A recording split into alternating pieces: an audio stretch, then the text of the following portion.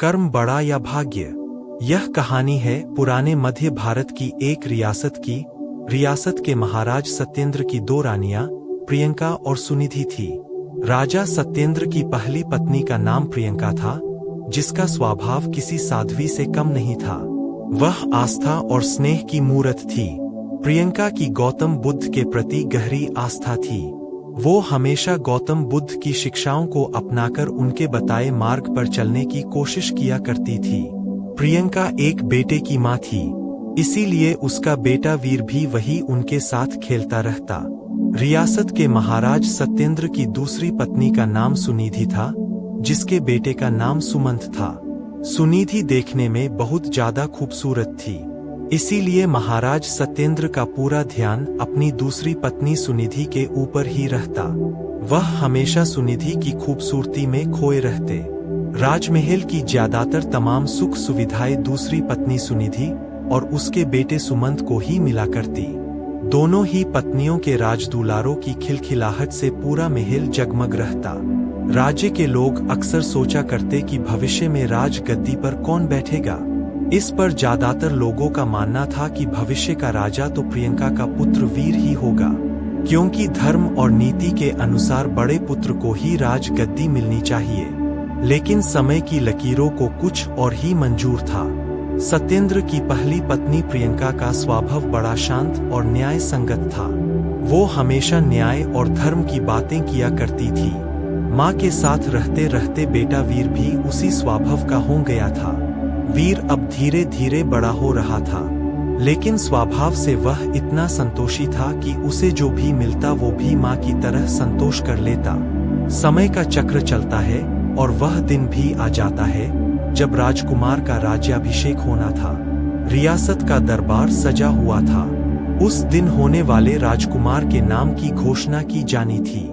राज्य की प्रजा को इस बात का पूर्ण विश्वास था कि होने वाला राजकुमार तो वीर ही होगा। महाराज अपनी चहेती पत्नी सुनिधि के साथ सिंहासन पर बैठे हुए थे। महाराज अपने छोटे बेटे सुमंत को गोद में बैठाए दुलार रहे थे। वीर भी अपनी मां प्रियंका के साथ राजदरबार में ही बैठा हुआ था। सभी पुरोहितों ने वीर की मां को पहले ही बता दिया था कि आज राजदरबार में वीर के राज तिलक की पूजा है, उसे तैयार करके लाना। वीर की मां प्रियंका ने बड़े ही प्यार और दुलार से अपने बेटे को तैयार किया और ईश्वर के सामने प्रार्थना की। महल में चारों ओर शंखों की ध्वनि गूंज रही थी।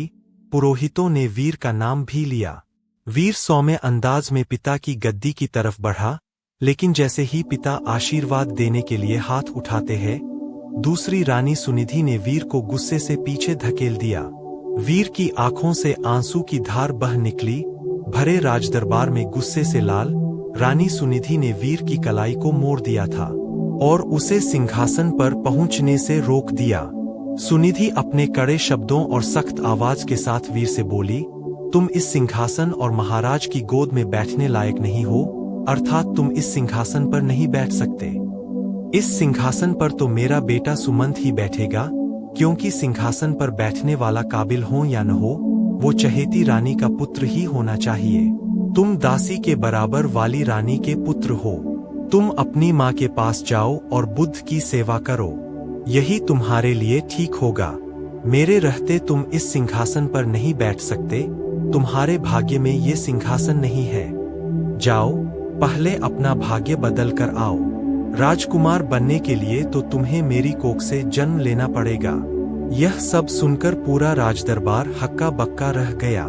सब आश्चर्य भरी नजरों से महाराज सत्येंद्र की ओर देख रहे थे कि महाराज क्यों कुछ नहीं बोल रहे। लेकिन महाराज नजरें झुकाए खामोश बैठे रहे, क्योंकि उनकी आंखों और मन पर तो रानी सुनिधि की खूबसूरती और विलासता का पर्दा पड़ा हुआ था। ऐसे में वो रानी की मर्जी के खिलाफ कुछ कैसे कर सकते थे। वीर को अपनी सौतेली माँ की बातों का इतना बुरा नहीं लगा जितना बुरा उसे अपने पिता के चुप होने का लगा। कुछ देर बाद वह और उसकी मां प्रियंका राजमहल के बाहर चले गए। शाम ढल चुकी थी और आरती का समय भी हो चला था।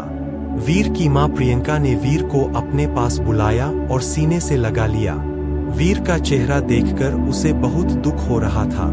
वह मन ही मन सोच रही थी कि मेरे प्यारे से बच्चे के साथ आज राजमहल में कितना बुरा व्यवहार किया गया है। क्या बीती होगी मेरे फूल से बच्चे पर।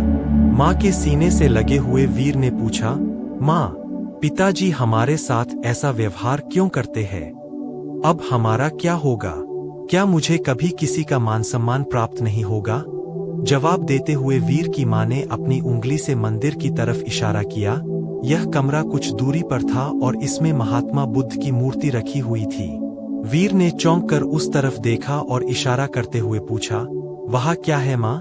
जवाब देते हुए माँ बोली, बेटा, वो महात्मा बुद्ध है, वही तुम्हें सिद्ध बनाएंगे। वही तुम्हें एक ऐसा इंसान बनाएंगे जिसका सम्मान पूरी दुनिया करेगी। उनकी शरण में जाओ बेटा। बुद्धं शरणं गच्छामि। ये पंक्ति सुनते ही वीर ने बहुत अच्छा महसूस किया। प्रियंका बोली, बेटे, तुम्हारे लिए इस सिंहासन से भी बड़ा एक और सिंहासन बना हुआ है, इसलिए तुम इस सिंहासन की लालसा और मोह त्याग कर उस बड़े सिंहासन को प्राप्त करो। जब तुम उस सिंहासन पर बैठोगे तो तुम्हें जो प्राप्त होगा वो अमूल्य होगा, लेकिन बेटे, उसे पाना इतना आसान नहीं। तुम्हें उस सिंहासन तक पहुंचने के लिए महात्मा बुद्ध की शिक्षाओं को अपनाकर उन पर चलना होगा। लेकिन वीर ये समझ नहीं पा रहा था कि उसकी माँ आखिर किस तरह के सिंहासन की बात कर रही है, जो इतना बड़ा है कि राज सिंहासन भी उसके आगे कुछ नहीं है। वीर को बात कुछ समझ नहीं आ रही थी, क्योंकि उसके कानों में तो अभी भी सौतेली माँ के ताने गूंज रहे थे कि वह अभागा है और उसे कभी भी मान सम्मान प्राप्त नहीं होगा। वीर के मन में ये सारी उथल पुथल चल ही रही थी कि वीर की माँ उसे बुद्ध की मूर्ति के सामने लाकर खड़ा कर देती है और कहती है, बेटा, अब सिर्फ महात्मा बुद्ध ही तुम्हारा कल्याण करेंगे। तुम उन्हीं के बताए मार्ग पर चलो, वहीं से तुम्हारा उद्धार होगा। उनकी शिक्षाओं का अनुसरण करो, तुम्हें पता चल जाएगा कि जीवन का असली सुख कहाँ है। माँ की बातें सुनकर वीर ने फिर एक सवाल किया, माँ, क्या बुद्ध का स्थान पिता से भी बढ़कर है? वीर की माँ मुस्कुराते हुए बोली, बेटा, महात्मा बुद्ध सबसे ऊपर है। माँ की इस बात से वीर बहुत प्रेरित हुआ और बोला, माँ, आज से मैं बुद्ध की गोद में ही बैठूंगा, उन्हीं के बताए मार्ग पर चलूंगा और उन्हीं के विचारों का पालन करूंगा। मैं कठिन से कठिन साधना करूंगा जिससे कि वह मुझसे प्रसन्न हो जाएं। उनकी सभी शिक्षाओं को अपने जीवन में उतारूंगा। वीर ने बड़े ही दृढ़ निश्चय से बोला, देख लेना माँ, एक दिन बुद्ध मुझे अपनी गोद में जरूर बिठाएंगे। रानी प्रियंका अपने बेटे की इन मासूम बातों को सुनकर हैरान थी। माँ ने वीर को अपनी गोद में उठाया और कहा, बेटा, तुम पूरे मन से बुद्ध की बातों का अनुसरण करना। वीर ने माँ की गोद से उतरते हुए कहा, माँ, आज से मेरे आराध्य बुद्ध हो गए हैं, अब वही मेरे सब कुछ है। अब वीर रोजाना नियमबद्ध होकर बुद्ध की उपासना करने लगा। धीरे धीरे वह ध्यान में उतरता गया। फिर एक दिन ऐसा भी आया जब वीर ने राजमहल छोड़ने का फैसला कर लिया। वीर के इतना बड़ा फैसला लेने पर सभी लोग हैरान थे और माँ को भी चिंता हो रही थी। लेकिन सभी बातों को दरकिनार करते हुए वीर अपनी माँ को प्रणाम कर ज्ञान प्राप्ति के लिए जंगल की ओर निकल गया। महाराज सत्येंद्र को जब यह पता चला कि वीर राजमहल छोड़कर जंगल में जा चुका है, तो महाराज सत्येंद्र को भी अपनी गलती का एहसास होने लगा। लेकिन इतना सब होने पर भी वह कुछ ना कर पाए। वीर बुद्धं शरणं गच्छामि शब्दों का निरंतर जाप करता हुआ अपने पथ पर निकल गया। वीर ने मीलों की यात्रा की और यात्रा करते करते उसकी मुलाकात एक बौद्ध भिक्षु से हुई। वो एक छोटी सी कुटिया में रहा करते थे। वहाँ कुटिया में उनके साथ उनके कुछ शिष्य भी रहा करते थे। वीर ने बौद्ध भिक्षु से कहा, महात्मन, आप बहुत ज्ञानी लगते हैं, क्या आप मुझे भी ज्ञान की कुछ बातें सिखा सकते हैं? मैं बुद्ध से मिलना चाहता हूँ, क्या आप उनसे मिलने में मेरी सहायता कर सकते हैं? इसके जवाब में बौद्ध भिक्षु ने वीर को महात्मा बुद्ध की कहानी बताते हुए कहा कि खुद को जान लेना ही बुद्ध को जान लेना है। लेकिन फिर भी वीर ने बुद्ध से मिलने की जिद नहीं छोड़ी। तब बौद्ध भिक्षु ने कहा, तुम अभी आराम करो, मैं कल सुबह तुमसे बात करूंगा। पूरी रात गुजर गई और वीर बुद्धं शरणं गच्छामि का जाप करता रहा। सुबह हुई तो वीर फिर से बौद्ध भिक्षु के पास पहुंचा और वही सवाल करने लगा। भिक्षु ने जवाब में कहा कि अभी मेरी एक अंगूठी खो गई है, उसमें मेरी जान बसती थी, वह मेरे लिए सब कुछ है। तुम पहले मेरी अंगूठी खोज दो, फिर मैं तुम्हें बुद्ध से मिलवा सकता हूँ। भिक्षु की बात सुनकर वीर खुश हो गया और पूरे मन से उस अंगूठी को खोजने में लग गया। सुबह से रात हो गई, लेकिन वीर को वह कहीं अंगूठी नहीं मिली। फिर बौद्ध भिक्षु ने वीर को दिया लेने के लिए कुटिया के अंदर भेजा। वहां पहुंचकर वीर देखता है कि अंगूठी तो अंदर ही संभाल कर रखी हुई है। यह दृश्य देखकर वीर को बहुत दुख हुआ। वह भिक्षु के पास गया और बोला कि जब आपने अंगूठी को अंदर ही रखा हुआ था, तो आपने मुझसे उसे बाहर क्यों तलाश करवाया?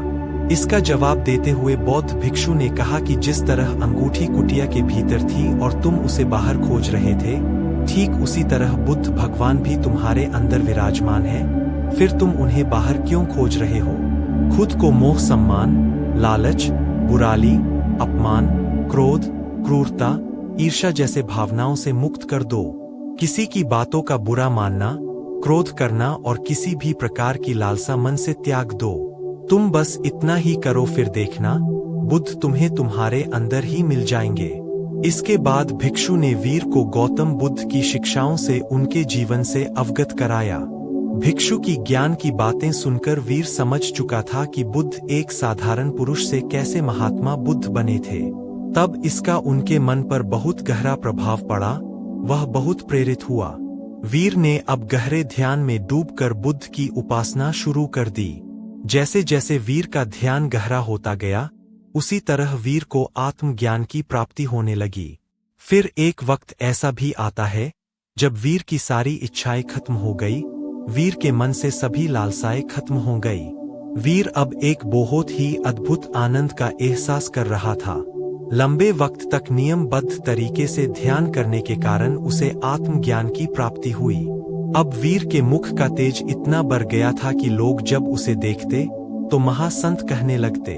यह बात कुछ समय बाद मध्य रियासत तक पहुंच गई कि पर्वत की शिला में कोई बड़े प्रतापी तेजस्वी बौद्ध भिक्षु ध्यान में मग्न रहते हैं। राजमहल की तरफ से वीर को बुलावा भेजा गया। रियासत की हालत ठीक नहीं चल रही थी, क्योंकि महाराज का दूसरा बेटा विलासिता में बर्बाद हो चुका था। उसने लगभग पूरे राज्य का सर्वनाश कर दिया था। महाराज की दूसरी पत्नी सुनिधि का हुस्न व खूबसूरती भी उम्र के साथ ढल चुकी थी। वहीं दूसरी ओर वीर की समृद्धि दूर दूर तक फैलती जा रही थी।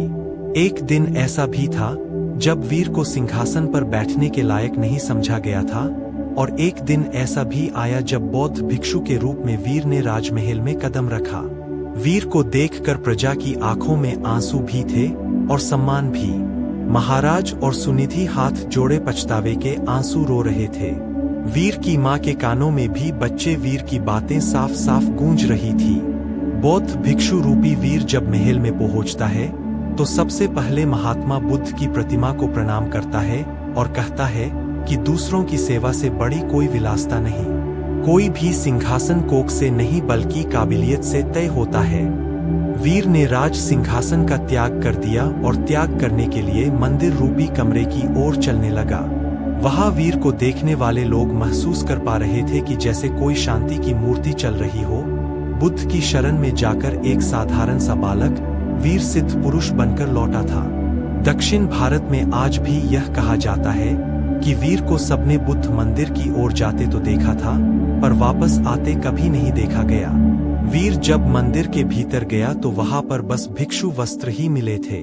कहा जाता है कि वीर अब सिद्ध पुरुष हो चुका था और उसे बुद्ध के चरणों में शरण लेने का सौभाग्य प्राप्त हुआ था।